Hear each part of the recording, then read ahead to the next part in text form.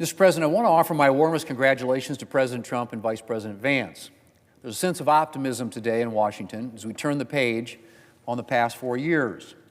And I'm looking forward to working with President Trump and Vice President Vance in the coming months and years to build a bright new future for our country. Our priority here in the Senate for the next few weeks is getting President Trump's nominees confirmed so that he has the team that he needs in place to deliver. We've already been hard at work on that. Last week, Senate committees held hearings on 12 nominees. On Wednesday, we held hearings on a total of 6 cabinet nominees, the most cabinet confirmation hearings in a single day since 2001. And I'm hoping to begin floor votes imminently. I'm excited to vote to confirm a long time colleague, Senator Marco Rubio, as Secretary of State this week, as well as former Congressman and Director of National Intelligence John Ratcliffe as head of the CIA. Both of these men will bring a renewed focus to restoring American strength, knowing that the surest guarantee of peace here at home and in other regions of the globe as well is a strong and prepared America. More confirmation votes will follow, and I will work to have the President's cabinet in place in the very near future.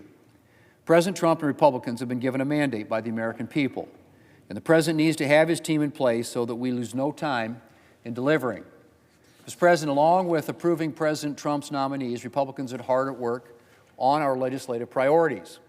Among other things, we're focused on extending tax relief for American families, lifting burdensome Biden administration regulations, building up our military, and securing our border. The Senate took an initial step on border security this past week with consideration of the Lincoln Rally Act, which hopefully will pass the Senate today. This legislation will ensure that illegal aliens who steal or assault a law enforcement officer detained by Immigration and Customs Enforcement instead of being allowed out on the streets. I'm looking forward to getting this legislation to the President's desk. Mr. President, when I was elected Majority Leader, I talked about my commitment to empowering members and restoring the Senate as a place of discussion and deliberation. I think we achieved that this past week. We've had an extended debate on the Lincoln Riley Act with multiple amendment votes already and one more scheduled for this evening. And we passed Senator Cornyn's amendment with a strong bipartisan margin. I'm grateful to Senator Katie Britt, author of the Lincoln Riley Act and manager of the bill, for all her work, and to Senator Budd for his leadership on these issues.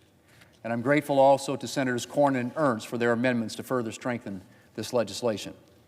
Mr. President, before I close, I want to mention the ceasefire between Israel and Hamas agreed to at the end of last week. This agreement is due, in no small part, to the unequivocal message President-elect Trump delivered to Hamas and the world after his election, and above all, to Israel's unwavering commitment to crippling the terrorist organization that has dedicated itself to wiping Israel off the map. 33 hostages, women and children, the injured, and those over 50 years old will be released during the first phase of the ceasefire, including the 3 hostages who were released yesterday.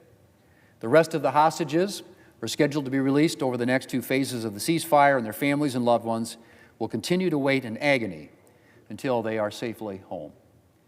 It is intolerable that these innocent individuals have been in the hands of terrorists for more than 15 months. And I want to underscore the absolute imperative of the return of all hostages as soon as possible. Hamas should be on notice that the United States is watching and that we will not tolerate further delays or further aggression. Mr. President, I want to again offer my warmest congratulations to President Trump and to Vice President Vance. I look forward to all that we can achieve together, and I pray that God will bless their new administration.